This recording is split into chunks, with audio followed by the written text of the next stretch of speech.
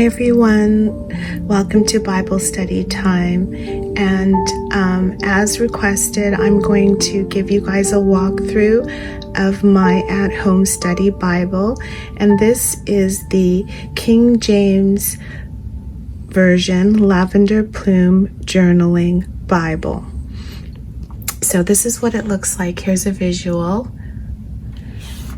Let's just move it over a little bit and we'll start at the beginning. So right at the beginning, I did add some stickers here. And one thing that I learned on YouTube, watching those craft channels, is how to do tip-ins. So this is a taped tip-in. You can either do a tip-in using tape or glue. This is an envelope that I made, and this envelope is just here for extra stickers and sticky notes. And so I tipped it in using tape, and you can see this is the envelope here. And when I do tip things into my Bible, I like it to look somewhat aesthetically pleasing. So I do like for the edge of whatever I tip in to be a little bit shorter than the actual book. So that's the envelope, and this is the beginning of the Bible. I have added stickers, but the actual Bible comes with a beautiful lavender color and paper. And as you can see down here at the bottom, I was gifted it in August of 2019. Okay, so here it says King James Version, Old Testament and New Testament, and it is the 66 book canon. And for those of you who are interested, it's from Barbara Bibles, and usually I'll place a link on my Bible study tools videos for this channel. So here you can see the beginning of the Bible. It has a table of contents, the books of the Old Testament, and also the books of the New Testament. And it also has helpful Bible references, book by book summaries, where to find key stories and events in the Bible, key Bible characters, important women of the Bible, Bible passages for times of personal need, and the overview of the Bible. Okay, so it is a journaling Bible, so let's turn to the book of Genesis in the Old Testament. I haven't written anything, so you can get a good visual of the Bible here. I haven't written any notes here because, as you know, I have purchased the individual Torah books in the form of journaling Bibles. So I'm going to be writing any notes to do with Genesis, Exodus, Leviticus, Numbers, and Deuteronomy in those books. And here's a visual of 2 pages together.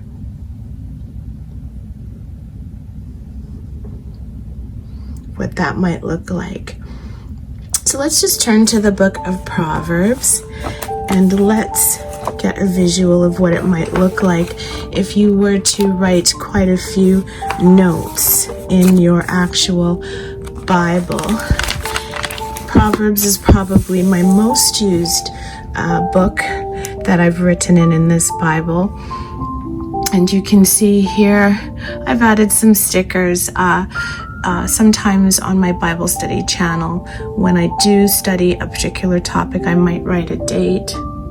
So we studied wisdom in March of 2020. One of the things that I noticed with this Bible is usually when I'm writing notes in the margin, I fill them up after just a couple chapters and then I'm running out. So because we studied the book of wisdom just a few months ago, I had to create some more tip-ins because I'm going to have to write some of my notes, transfer some of my notes from my other books in here regarding the book, The Wisdom of Solomon, and correlation. So this is where the tip-ins begin. Now this tip-in that I've created, this is a tip-in using glue, and that is in the book of Proverbs. I'm going to turn now to the book of Isaiah because we are currently studying the wisdom of Isaiah. So these are my most current tip-ins that I've created. So we're studying the book of the Ascension of Isaiah. It's a pseudepigraphal book from 70 AD to 175 AD, and we just started studying it this month, August 2023. So I've gone ahead and added some more tip-ins here because I know I'm going to have to reread the book of Isaiah. I'm going to have to reread it, and I'm probably going to have a plethora of notes. So I've just, in anticipation of what I'm going to write, I have added some tip-ins here. Once again, you'll notice they end before the end of the page of the Bible because I like it to be somewhat aesthetically pleasing. So when you close the Bible, they don't stick out. You might see there, they don't stick out. One other thing that I have added to this Bible that it didn't come with are actual tabs. So you'll notice there are some tabs here. These tabs are there for ease, and usually I have them there for individuals at home who may pass by for a Bible study who aren't familiar with the books, so they can look up the books in the scriptures and find them with ease. So let's turn to the end of the Bible because this is a Bible walkthrough, and let's see what else this lovely, beautiful Bible has to offer us. So the last book in this Bible is Revelation. Well, in all Bibles is usually Revelation. Some Bibles will actually put the Apocrypha at the back of them. Lutheran Bibles usually, but this is the book of Revelation. Now I wanted to show you something here before we get to the end of the Bible. You'll see here that it's highlighted, but it's not too thick. This is actually highlighted using crayon, wax crayon, and they come in beautiful packages. They actually look like pens, so I prefer to use those in comparison to the other ones that will say they don't bleed through the pages, but they actually do. And one of the reasons I like this Bible is because the pages are really, really super thick. I don't know if you can hear that. Very thick. So you can see with the wax crayon, it's still highlighted quite nicely there. And if you contrast this to back here, you can see, let me find a page that maybe we can try and see through. So you see here, I've highlighted using those highlighters that they say won't bleed through, but they kind of do. You can kind of get a visual there. You can see the pink on the other side. So I definitely prefer the wax crayon, and then you can still read the text underneath it and see it quite clearly. So that's my new way of highlighting, using those beautiful wax crayons. So as we turn to the end of this journaling Bible, ending off in the book of Revelation, let's get to the end here. I guess I must have had quite a few notes on a few passages there.